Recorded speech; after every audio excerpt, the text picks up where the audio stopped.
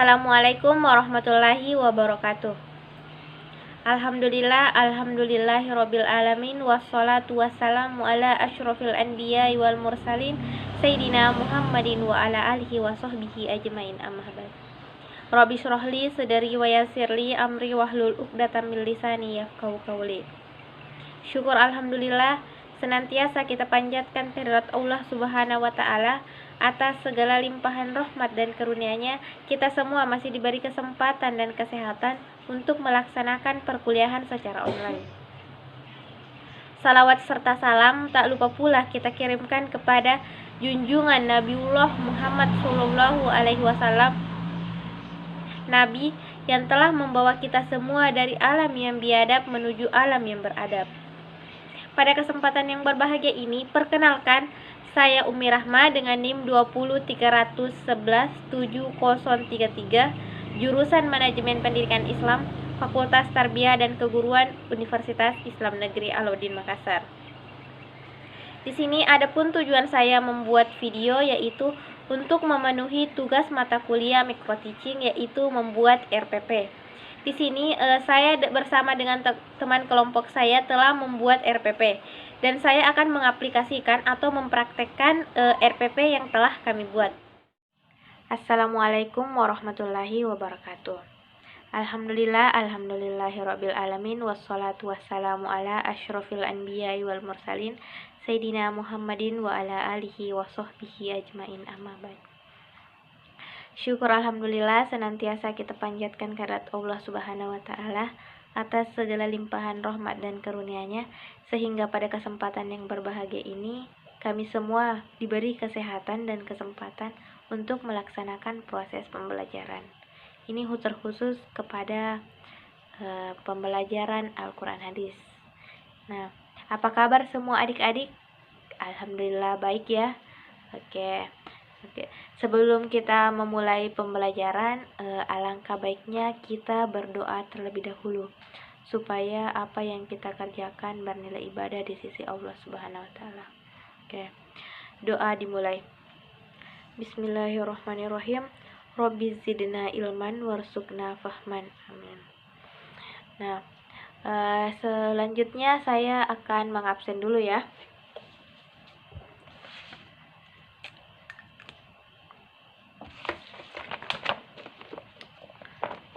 Bese Irma Sasmita, oke hadir. Irmawati, oke hadir. Siti Saheria, hadir. Norma, Nurul Fajrianti, Febriansyah, Irfan Jaya, Muhammad Nur Islam Nurdin, Muhammad Khairul. Ini Muhammad Khairul kenapa? Sakit? Ya, alhamdulillah hari ini satu orang ya yang tidak hadir, teman kita. Oke. Selanjutnya saya akan sebelum melangkah ke materi, saya mau mereview kembali pembelajaran kita minggu lalu. Di sini masih ada yang ingat pelajaran kita minggu lalu? Apa? Ya, pengertian dari Al-Quran. Nah, Al-Quran berasal dari bahasa Arab yaitu baik, qoro'a yaqra'ul Qur'ana, yang berarti bacaan. Ya, baik sekali adik-adik. Selanjutnya kalau begitu kita melangkah saja ya ke pembelajaran kita hari ini, yaitu tentang fungsi dari Al-Quran dan nama-nama lain dari Al-Quran. Di sini ada pun kompetensi dasar yang akan kami capai, yaitu memahami kedudukan Al-Quran dan hadis sebagai pedoman hidup bagi umat manusia. Untuk indikatornya yaitu yang pertama itu menjelaskan fungsi Al-Quran dan hadis. Yang kedua, menjelaskan nama-nama lain dari Al-Quran. Oke, di sini sebelum saya menjelaskan fungsi-fungsi Al-Quran, apakah di sini ada adik-adik yang sudah tahu apa itu fungsi Al-Quran? Nah, apa? Sebagai pedoman bagi manusia. Oke. Ada lagi? Oke, sebagai mukjizat. Baik, saya akan menjelaskan fungsi Al-Quran bagi kehidupan manusia, di mana di sini fungsi yang pertama yaitu sebagai petunjuk jalan yang lurus, di mana hidup bahagia menurut Islam adalah jalan yang lurus. Jalan yang lurus menurut yang mengajarkan umatnya untuk berakhlak mulia sekaligus menjalankan ibadah dengan baik. Banyak umat manusia yang kadang kebingungan harus berbuat apa lagi di dunia ini, dan tak sedikit kemudian terperosok ke jalan yang salah. Misalnya orang-orang yang melakukan tindakan kriminal seperti dan menggunakan narkoba. Di sini Allah memberikan petunjuk agar manusia terus berada di jalan yang lurus. Dan di dalam Al-Quran itu sudah dijelaskan bahwa mana yang hak dan mana yang batil, serta diberikan peringatan-peringatan agar terus bertakwa kepada Allah Subhanahu wa taala. Sedangkan fungsi dari Al-Quran yang kedua yaitu merupakan mukjizat bagi Nabi Muhammad SAW, di mana jika nabi-nabi lainnya mendapatkan mukjizat yang terlihat jelas seperti dapat berbicara dengan binatang, menyembuhkan orang sakit, dibakar tidak hangus, dan lain-lain sebagainya. Maka di sini Nabi Muhammad SAW diberikan mukjizat yaitu Al-Quran, di mana Al-Quran merupakan kitab suci umat Islam. Al-Quran merupakan sumber dari segala sumber hukum dan merupakan penyempurnaan dari kitab-kitab terdahulu. Meskipun dulu Nabi Muhammad tidak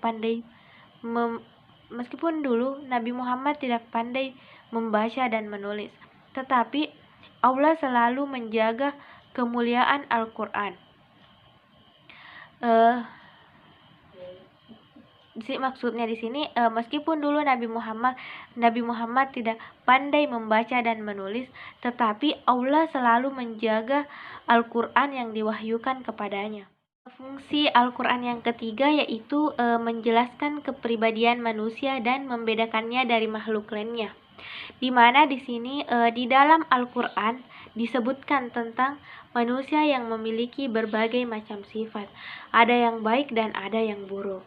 Selain itu, manusia juga dikaruniai akal yang membuatnya berbeda dengan binatang. Nah, di sini Allah Subhanahu wa taala telah menjadikan manusia sebagai pemimpin di dunia ini. Sebagai pemimpin, manusia seharusnya dapat memiliki akhlak-akhlak yang baik, bukannya menjadi malah berperilaku seperti binatang. Adapun manfaat Al-Quran dan mengamalkannya akan membuat kita menjadi manusia yang bertakwa dan berakhlak mulia Untuk fungsi Al-Quran yang keempat yaitu merupakan penyempurna bagi kitab-kitab Allah yang telah diturunkan sebelumnya. Maksudnya di sini umat Islam percaya dengan adanya kitab-kitab Allah yang telah diturunkan sebelum Al-Quran, seperti kitab Zabur, kitab Taurat, kitab Injil. Itu adalah kitab-kitab yang diturunkan sebelum Al-Quran. Namun tetap Al-Quran yang wajib dipelajari. Karena kenapa? Al-Quran merupakan penyempurna dari kitab-kitab sebelumnya, dan Al-Quran ini akan digunakan sampai ke akhir zaman. Kitab-kitab Allah sebelumnya itu hanya ditunjukkan atau hanya digunakan pada masanya saja. Nah, berbeda dengan Al-Quran ini. Kalau Al-Quran itu digunakan sampai akhir zaman. Nah, di sini Allah akan selalu menjaga keaslian Al-Quran melalui para penghafal Al-Quran dan yang mengamalkan Al-Quran. Fungsi Al-Quran yang kelima yaitu menjelaskan masalah yang pernah diperselisihkan umat-umat sebelumnya. Maksudnya di sini yaitu Al-Quran turun pada zaman Nabi Muhammad SAW masih hidup, di mana firman yang turun tersebut akan berkaitan dengan kejadian pada peristiwa itu. Misalkan perselisihan suatu kaum atau cerita tentang kaum sebelumnya yang mendapat teguran dari Allah Subhanahu wa taala. Nah, di sini berdasarkan kisah umat terdahulu kita bisa belajar agar tidak mengulangi kesalahan-kesalahan yang pernah dilakukan oleh umat terdahulu. Ini juga bisa berkaitan dengan kebiasaan buruk umat sebelumnya harus dihindari pada masa sekarang. Manfaat mempelajari Al-Quran yang keenam yaitu dapat memantapkan iman Islam.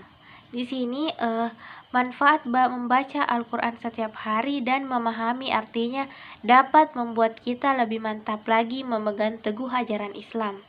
Di mana sebagai umat Islam, kadang kita sering merasa iman kita menurun karena adanya kesibukan duniawi yang kita lakukan. Namun jika kita rutin dalam membaca Al-Quran serta mencoba belajar tentang isi dari Al-Quran, maka kita bisa meningkatkan iman kita. Nah, itulah fungsi Al-Quran yang keenam. Selanjutnya yaitu yang ketujuh yaitu fungsi Al-Quran yaitu tuntunan dan hukum untuk menjalani kehidupan.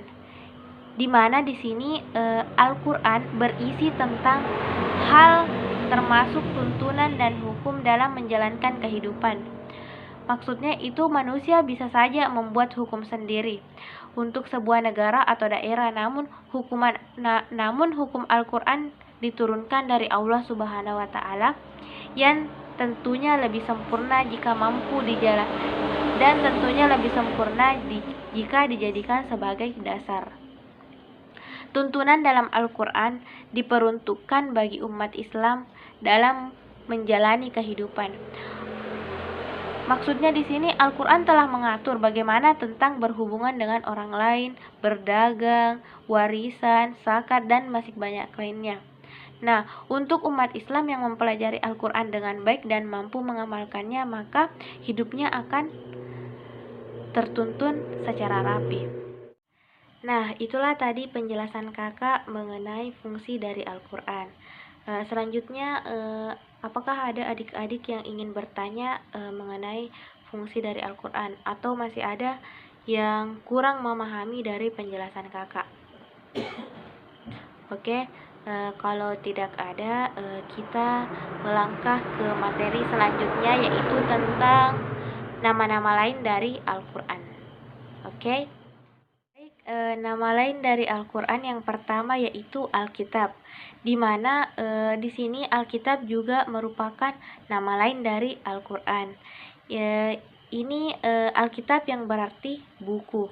Nah, ini mengenai Alkitab ini terdapat dalam surah Al-Baqarah ayat 2 yaitu A'udzubillahi minasyaitonirrajim. Bismillahirrahmanirrahim. Dzalikal kitabul la raiba fihi hudal lil muttaqin. Yang artinya, kitab ini tidak ada keraguan padanya, petunjuk bagi mereka yang bertakwa. Nah, itu adalah nama lain dari Al-Quran. Yang pertama itu Alkitab. Yang kedua yaitu nama lain dari Al-Quran yaitu Al-Furqan, di mana di sini Al-Furqan yaitu memiliki arti yaitu pembeda. Di sini yaitu dijelaskan dalam surah Al-Furqan ayat pertama yang artinya, Maha suci Allah yang telah menurunkan Al-Furqan kepada hambanya agar dia menjadi pemberi peringatan kepada seluruh alam. Di sini dengan adanya Al-Furqan maka di sini kita bisa membedakan antara yang hak dan yang batil. Nah, itu adalah nama lain dari Al-Quran yang kedua. Untuk nama lain Al-Quran yang ketiga yaitu Az-Zikir, di mana di sini Az-Zikir yang artinya memberi peringatan. Maksudnya di sini hal ini bahkan secara tersirat juga disebutkan pada ayat-ayat sebelumnya, di mana ini terdapat dalam surah Al-Hijr ayat 9 yang artinya, sesungguhnya kamilah yang menurunkan Az-Zikir dan sesungguhnya kami benar-benar memeliharanya. Itu ayat tentang Az-Zikir ya. Untuk yang keempat yaitu nama lain Al-Quran yang keempat yaitu Al-Mau'idah, yang artinya pelajaran atau nasihat. di mana di sini dijelaskan dalam Al-Qur'an surah Yunus yang artinya, "Hai manusia, sesungguhnya telah datang kepadamu pelajaran dari Tuhanmu dan penyembuhan bagi penyakit-penyakit yang ada dalam dada dan petunjuk serta rahmat bagi orang-orang yang beriman." Ini berkaitan dengan nama lain Al-Qur'an, yaitu Al-Mau'idah. Nama lain Al-Qur'an yang kelima yaitu Asy-Syifa, di mana di sini tidak hanya Al-Mau'idah saja yang dijelaskan dalam surah Yunus, tetapi juga Asy-Syifa juga dijelaskan dalam surah Yunus, yaitu tentang Asy-Syifa yang berarti penyembuh.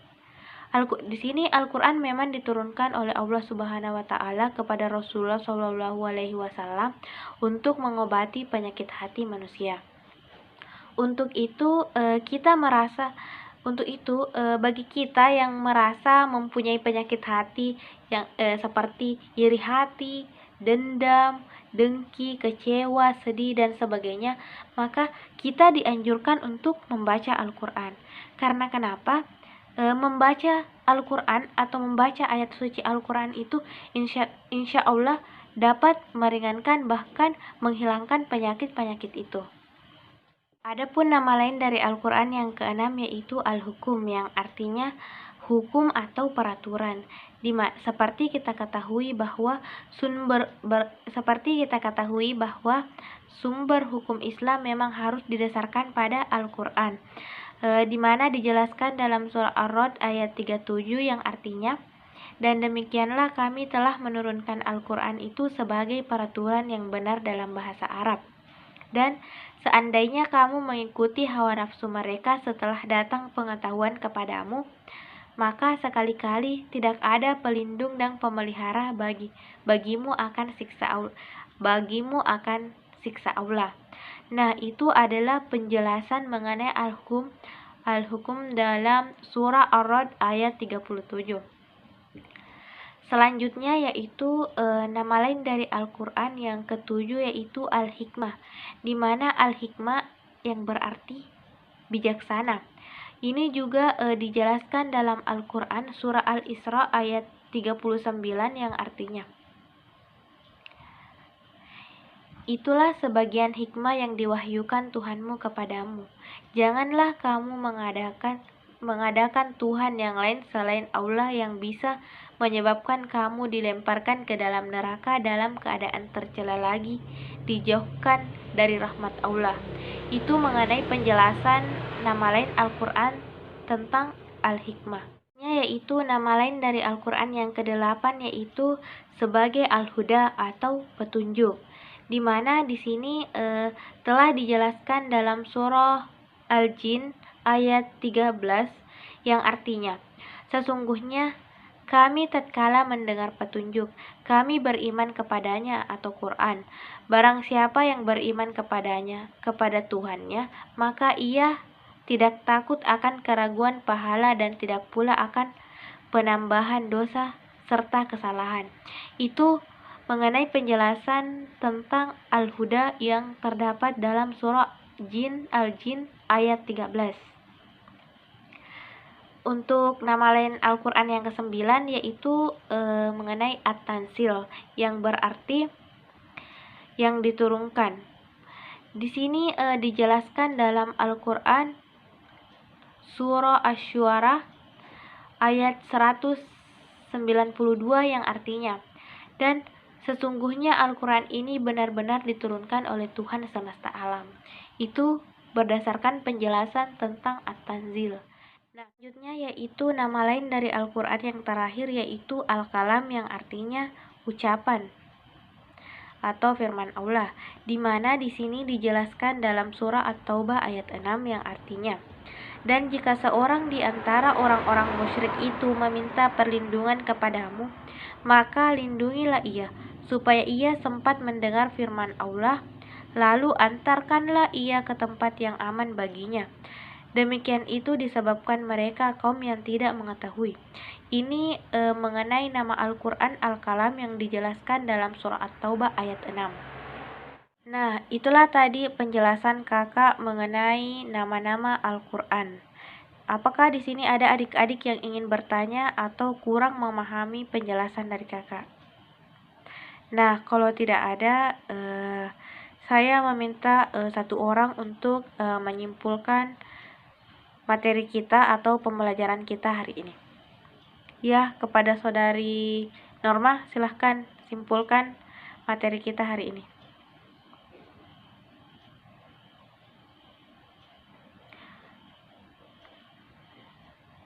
Oke, itulah tadi kesimpulan dari saudara kita. Oke, selanjutnya yaitu silahkan adik-adik buka bukunya halaman 63. Di situ ada lembar kerja, silahkan dikerjakan di rumah. Minggu depan kita periksa atau kita bahas bersama ya. Nah, sebelum kakak menutup materi hari ini, saya akan menyampaikan mengenai materi yang akan kami pelajari minggu depan, di mana materi kita minggu depan yaitu tentang pengertian hadis dan macam-macam hadis. Itu adalah materi kita minggu depan. Oke, cukup sampai di sini dulu pertemuan kita hari ini. Marilah kita menutup pembelajaran kita hari ini dengan membaca doa kafaratul majlis. Subhanakallahumma wa bihamdik asyhadu an la ilaha illa anta astaghfiruka wa atubu ilaik. Sekian, assalamualaikum warahmatullahi wabarakatuh. Baik, itulah tadi praktek mengajar yang telah saya lakukan. Mohon maaf bila banyak kesalahan dan kekurangan. Sekian, assalamualaikum warahmatullahi wabarakatuh.